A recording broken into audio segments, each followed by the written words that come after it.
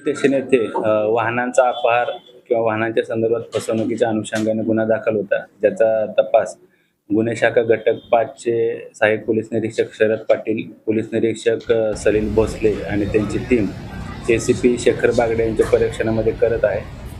ज्या गुन्ह्यामध्ये संदीप शेट्टी राहणार उलवे, नवी मुंबई याला अटक करण्यात आली आहे. त्याच्याकडून एकूण 32 वाहने, जवळपास 2,44,00,000ची वाहने जप्त करण्यात आलेली आहेत.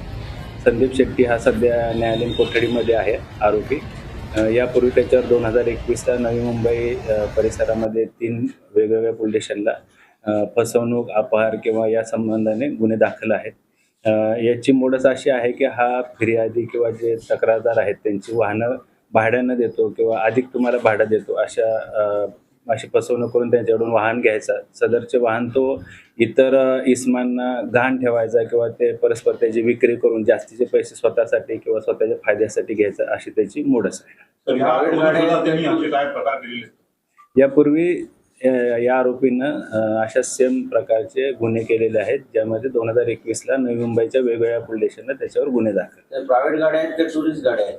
प्रायव्हेट देखील आहेत, टुरिस्ट देखील आहेत. आता सध्या 32 वाहनं जप्त करण्यात आलेली आहेत. यामध्ये अजून वाहनं जप्त होण्याची शक्यता आहे. सदरची वाहनं त्यांना छत्रपती संभाजीनगर, जालना, बीड, उस्मानाबाद, त्याचबरोबर पनवेल, कल्याण, परभणी अशी महाराष्ट्रामध्ये वेगवेगळ्या ठिकाणी वाहनं गहाण ठेवली होती किंवा त्याची परस्पर विक्री केली होती.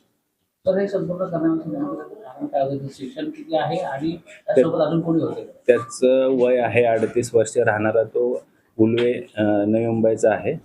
त्याची मोडस आता सांगितल्याप्रमाणे वाहनाच्या संदर्भात फसवणूक करण्याचं आहे. अधिक फायदा किंवा स्वतःच्या आर्थिक फायद्यासाठी हा गुन्हेगार असल्याचे निष्पन्न झाले. अजून वाहनं निष्पन्न होण्याची शक्यता आहे. सर, याच्यासोबत अजून काही साथीदार आहेत का? काय सध्या प्राथमिक तपासामध्ये हा आरोपी निष्पन्न झाला आहे. त्याचे अजून कोण साथीदार आहेत का, त्या अनुषंगाने आम्ही अधिक तपास करत आहोत. आर्थिक व्यवहार किती होता? आर्थिक व्यवहार किती होता?